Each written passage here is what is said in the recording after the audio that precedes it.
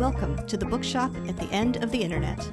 This podcast is dedicated to helping book lovers discover new authors. Like all the best bookshops, this podcast is filled with all kinds of books and all kinds of authors. So tune in, browse around, find a new author, and discover a new favorite book at the Bookshop at the End of the Internet. I'm Stacey Horan, author, book lover, and host of the Bookshop at the End of the Internet. This is episode number 227. For more information about this or any of our episodes, go to my website, staceyhoran.com. If you enjoy the podcast, leave us a review, like us on social media, and share us with your friends, family, and fellow readers.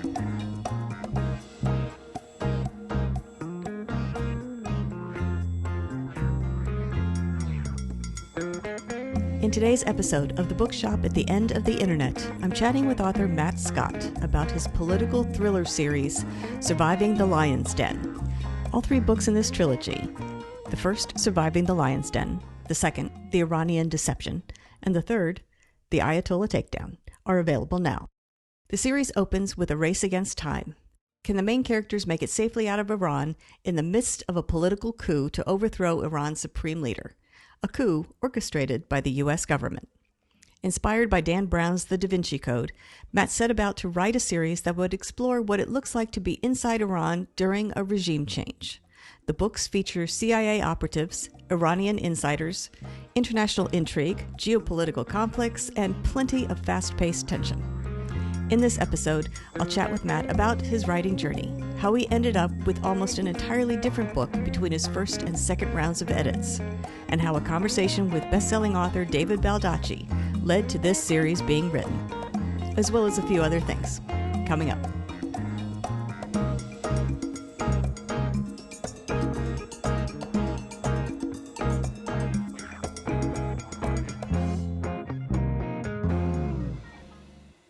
Matt Scott, I want to thank you very much for joining me today on the podcast. Oh, thanks so much for having me. I thought what we could do today is start by talking about your new series. You have 3 books out in this trilogy. Surviving the Lion's Den, that's the name of the series. If you don't mind, tell us a little bit about the series in general. I want to deep dive into the books, but let's talk about the series in general first and what inspired you to write it. My inspiration for the series really was my interest in Iran. We've seen a lot of thriller novels where, you have some Iranians that are the antagonists, the villains, but we've never really seen what Iran looks like on the inside. So I wanted to write a series that, would explore Iran from the inside and see what its culture is like, what some of the sites look like, and then kind of build a thriller around it. I was really inspired by Dan Brown's The Da Vinci Code because, it was such a phenomenon, but really what more genius parts about the book was, he had this great plot with his Robert Langdon character, exploring Europe through the book. So that's kind of what I wanted to do with Iran. But I also wanted to build a series that would really culminate in the turnover in power in Iran, which I think will eventually happen. Based on the events of, October 7th, the attack on Israel, there's been a lot of political and warlike pressure on Iran. And I think it's getting closer to happening. So it was really my vision of what the overturn in power would look like. But I had to do it in a way that it started with one book and went through a series and culminated in the end. Okay. Well, let's start with the first book in the series, which is called Surviving the Lion's Den. What I'd like to do is tell us a little bit about where the book opens and then what the characters face going into book 1. Well, the book opens with a scene that's really close to the end. I took a little bit of a page out of Martin Scorsese's book and did what he did in Goodfellas, which kind of starts it out in the middle. And I put it a little bit more towards the end because in the beginning, you see my main characters trying to get through Turkmenistan and into the U.S. embassy, but they have a bunch of Iranians chasing them. And the question is, are they gonna get in there? So really the opening, what it does is it sets the stage for it. This is going to be a book about the chase. Can they get out of Iran, and can they get away safely? So that's really where I wanted to start. But the book is it's really a two-pronged story. I take one character where his grandfather was killed, and he finds out that the Iranians are responsible. So my protagonist, Carruthers, has to go over to Iran to seek revenge. He doesn't have to, but it's what he chooses to do. And at the same time, you have a kidnapped CIA agent who is trying to escape to unfold the plot of what the Iranians are trying to do. So I can't give away too much, but I mean, they end up coming together in the end, trying to escape, and there is always a politician involved. And in this case, that politician's name is Vivian Walsh, and she's involved with the Iranians, and they want to take over a military base in the Middle East. So they have to escape and not only and foil the plot, but let the world know what's going on. So there's a lot of elements in my novels, but I've gotten really good reactions, and that's just the way I know how to write. It's fun bringing all the little elements together in the end, and all of a sudden at the end the reader's like, oh, okay, I get it now. So what was the spark for this book, or perhaps maybe the series, that thing, that sort of turning point where you thought, okay, here's the book, here's what I've got, this is what I build on? I think it was actually when I did my first round of edits, because my first round of the novel was really about three friends that go over there and try to find themselves and end up saving the CIA agent by accident. It just wasn't working. So I had to retool the plot a little bit and combine the three characters into one. But I read a nonfiction book about a CIA agent that got kidnapped in Beirut in the 80s. And I always just wanted to write a novel about a kidnapped CIA agent. That's what just caught my attention.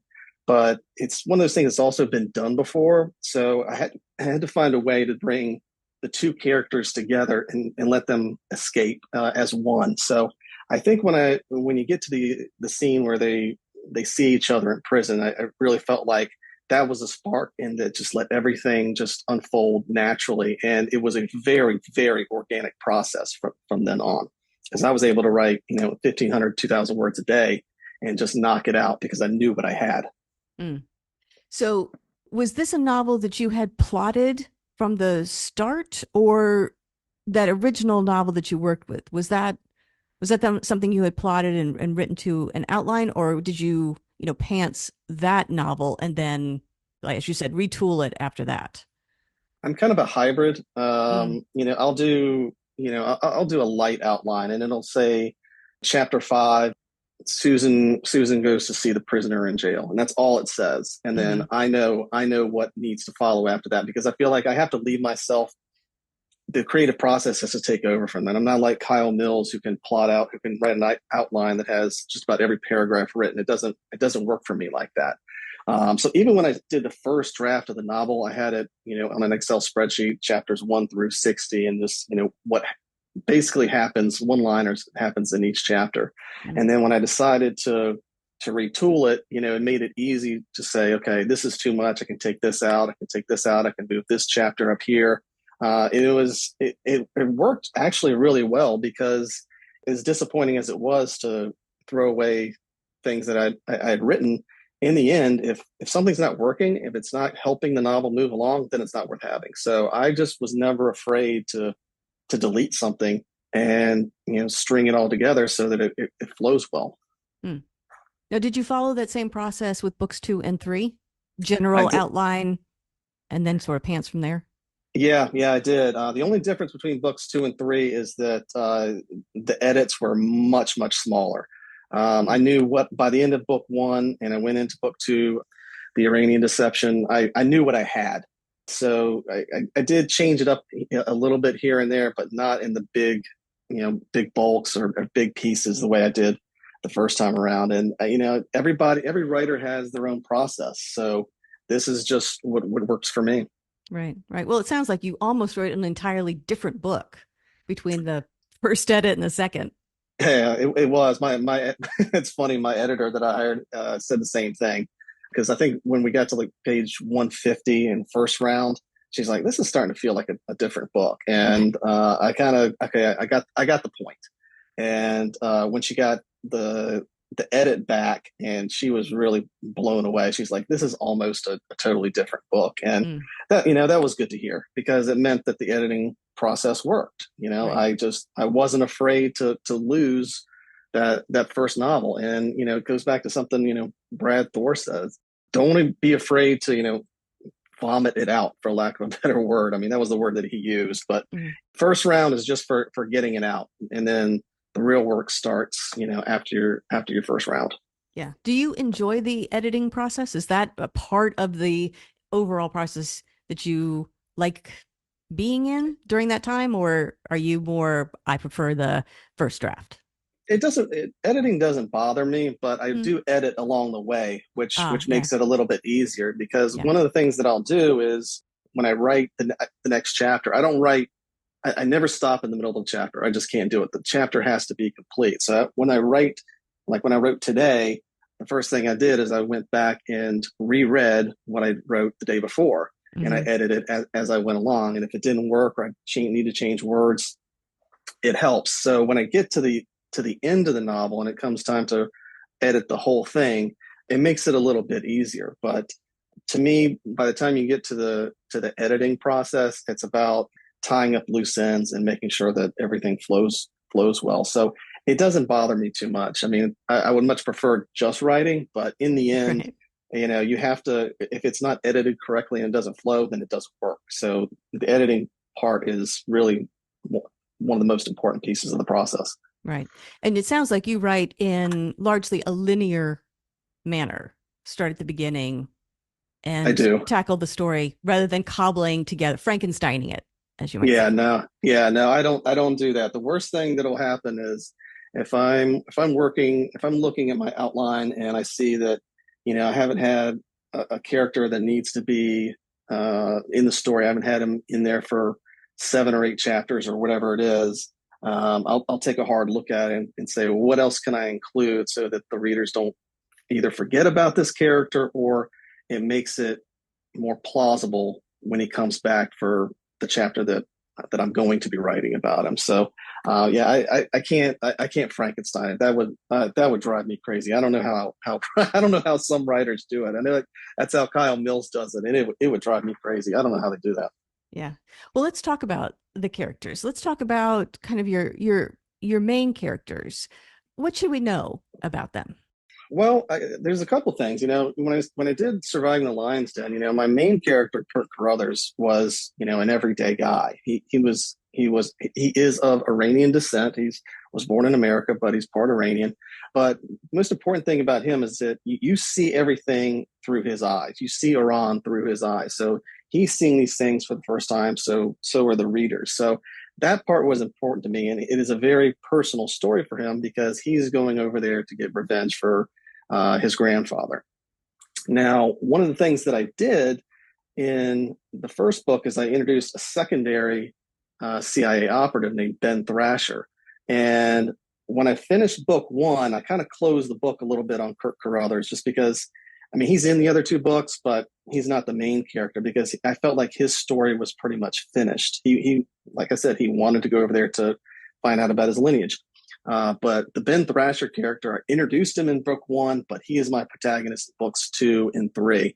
And he was a lot of fun to write because this is a guy that is chock full of issues, but he is an elite operative. So he's a lot of fun. He's got a lot of crazy quirks to his personality. But the other character is Tom DeLange, the kidnapped CIA agent in the first one. He stays as a constant in books 2 and 3. And then you have the Iranians. You have Farad and Samin, who are part of the resistance in Iran that are trying to overturn the Ayatollahs.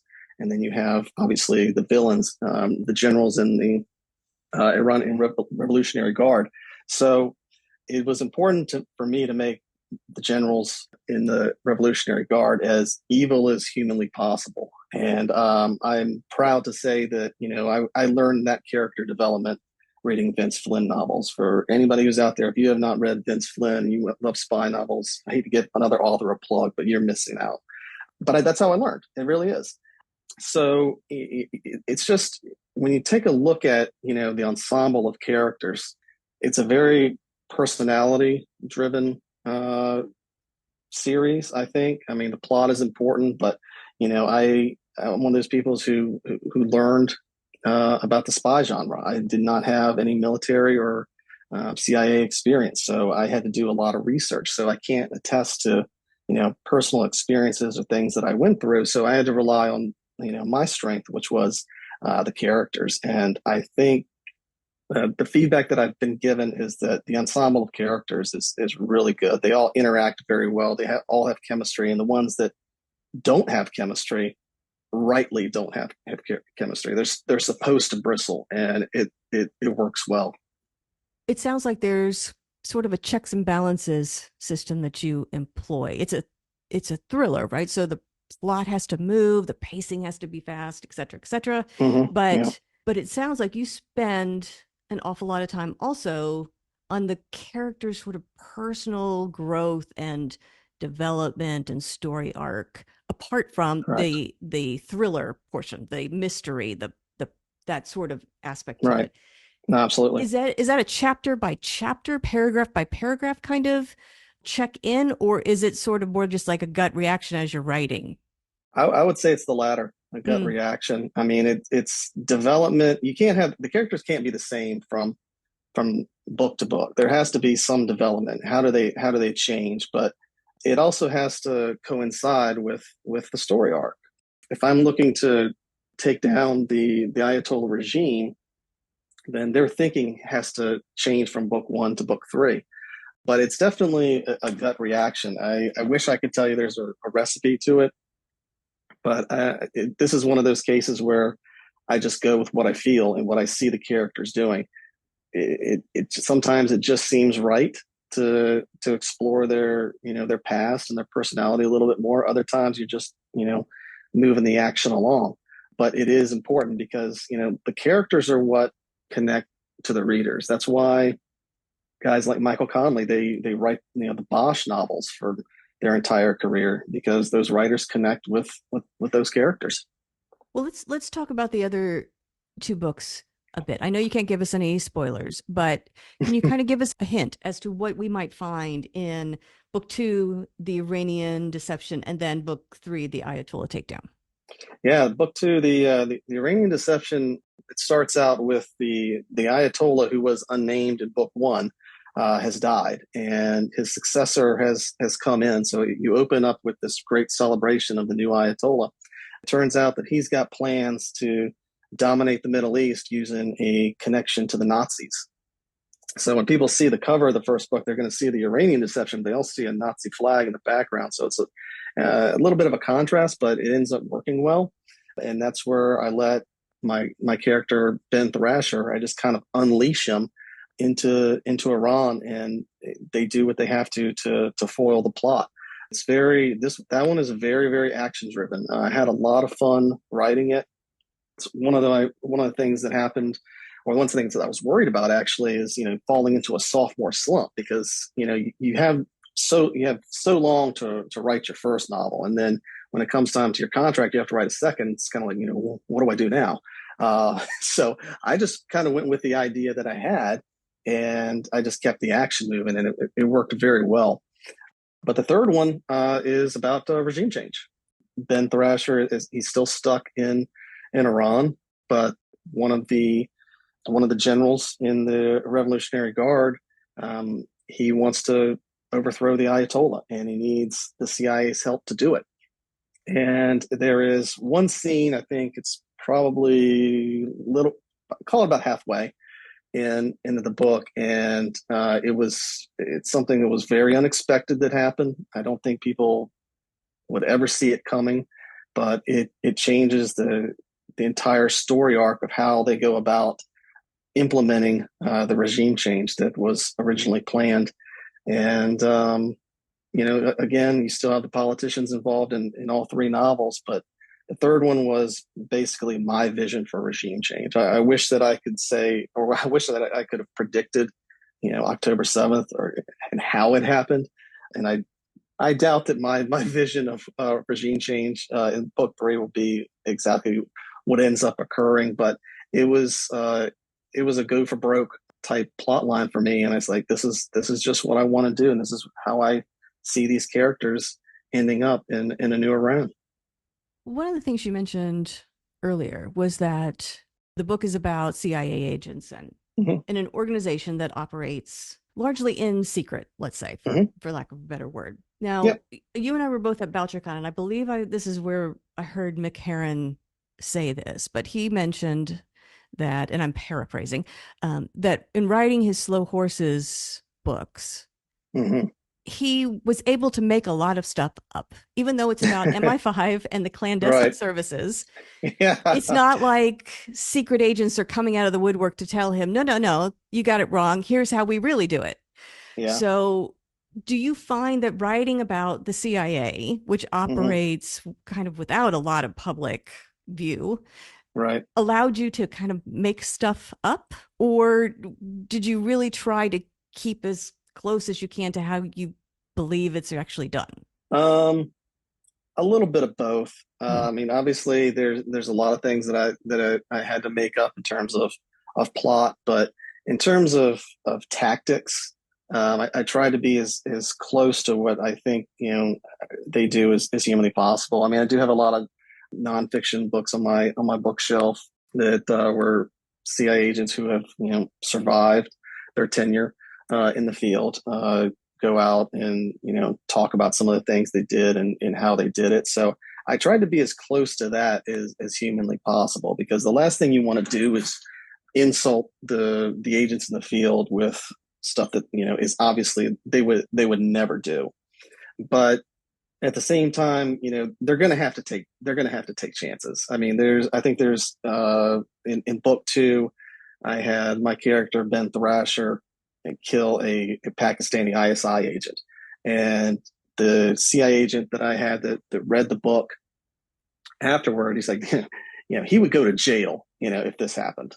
So, I mean, and in reality, he would, but that's the fiction part of it that allows people to, fantasize and, romanticize the characters, and they can decide whether or not they think he's a badass or if he's just a stone cold killer. But it's the tactics and the way they conduct themselves in the field that I think has to be authentic. Everything else you can kind of make up as you go along. Did you spend a lot of time researching before you started writing book one, or is it a case of research and write kind of at the same time? For books two and three, it was research and write at the same time. Mm. For book one, I did a lot of research beforehand because I had to, Iran is so closed off to the West, especially the United States. You really have to go out and look and try and find research material about it. So, I read about the hostage crisis in 79 and how the hostages conducted themselves and things that were going on, and people that have been imprisoned in Iran and gotten out.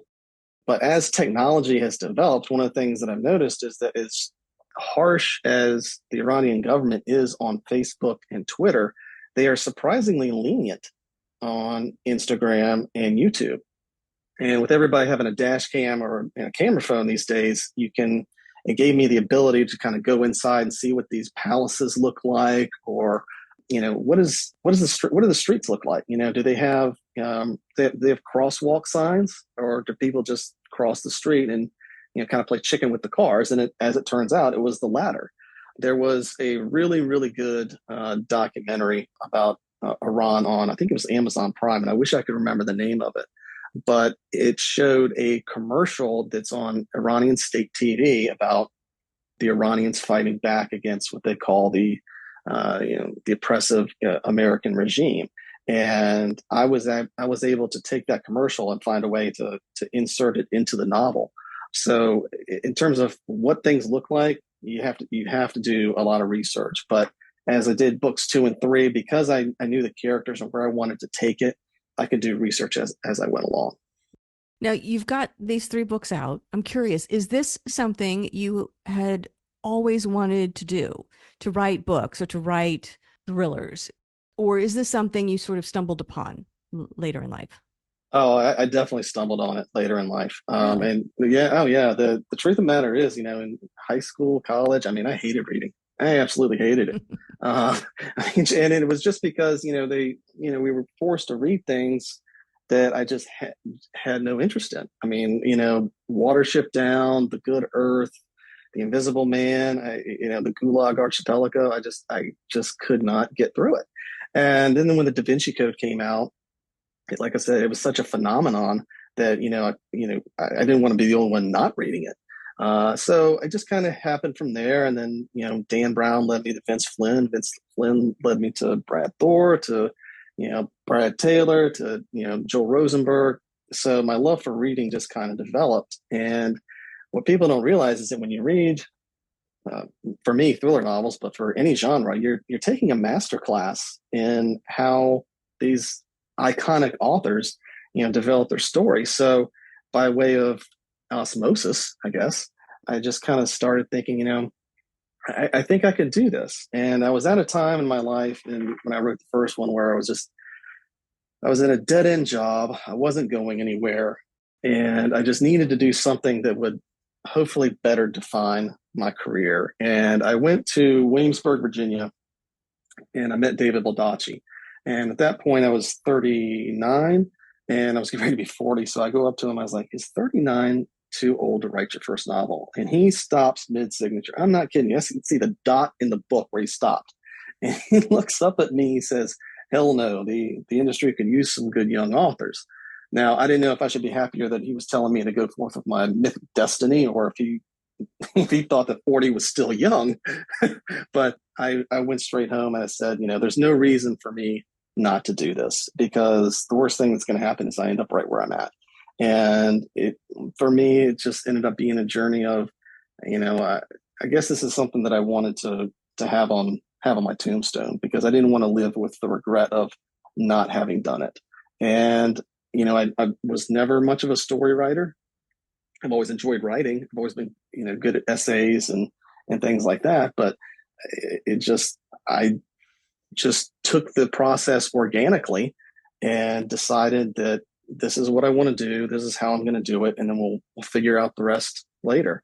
And I was fortunate enough that, my creative side really took hold, and I learned a lot about myself, how I write, the writing process in general, and certainly the business of writing. But sometimes you just have to jump feet first into the fire and figure it out. And had I not done that, I don't think I would have had the gumption to go for it. But I knew that if I didn't, I would never do it. Well, now that you've written 3 books, do you have plans for more? What kinds of works in progress do you have going? Yeah, I do have plans for more novels. I was actually working on book 4 before we started this call. I can't tell you too much about it, but it's not an international thriller. It has a more of a domestic setting. It's set in Memphis, and I'm about a little bit more than a third of the way through it. So my contract with the first 3 books with that publisher is complete. So I'm going to have to go through the process of requerying an agent and hopefully finding a better agent and new publisher that can take me on.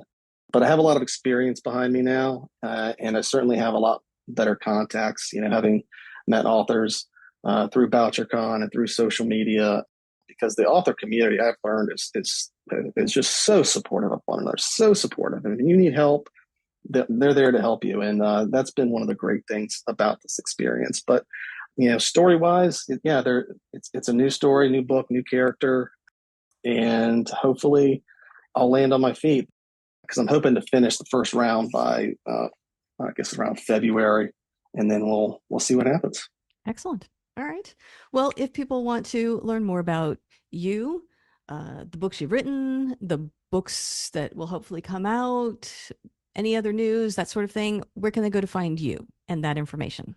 Yeah, you can go to my website, mattscottbooks.com. I have trailers of all three books, sample chapters, summaries of all 3 books. And if you go to the blog section, you can see some of the other articles that I've written, not only about the books, but the literary world in general, and sometimes where I think it's going, the thriller genre. But you can also check in with me on Facebook, Instagram, and Twitter at Matt Scott Books is where you can find me. Excellent. And if they want to purchase a copy of hopefully all of the books in the Surviving the Lion's Den series, where can they go to buy them? You can get the e-reader version anywhere, whether it be Apple Books or the Barnes and Noble e-version, whatever that is. Those are available everywhere. But if you want the print copy, you have to go to Amazon. But if you want a signed copy, you can reach out to me on one of the social media sites, and we'll work something out, and I'll sign the book for you, and we'll do it by way of Venmo or something like that, and I'll mail it out to you. I go to the post office just about every Friday. Excellent. Well, Matt, I want to thank you very much for joining me today on the podcast. And I want to wish you luck with Surviving the Lion's Den, the whole entire series, all 3 books in the trilogy, and the new one you're working on. Fingers crossed that we'll see that on our bookshelves soon. So congratulations on everything you've accomplished so far, and best of luck with the rest of your writing journey. Yeah, thanks so much for having me on. I really appreciate it. The Bookshop at the End of the Internet is a podcast dedicated to helping book lovers discover new authors. Like any good bookshop, this podcast features a wide variety of books by the equally varied and interesting authors who felt compelled to write them. This podcast gives you a chance to meet these wonderful writers and discover your next must-read book. Listen to the authors describe their books and tell you their stories in their own words. My interviews feature books from all genres and authors from all walks of life, including those who are indie published, as well as those published by small presses and large publishing houses. Looking for unique, not so easy to find books for yourself, a friend, or a book club? Tune into this podcast and find your newest favorite author, or maybe a soon-to-be bestseller. This podcast, like all the best bookshops, is filled with all kinds of books and all kinds of authors. Tune in, browse around, find a new author, and discover a new favorite book. You never know what treasures you might find in the Bookshop at the End of the Internet.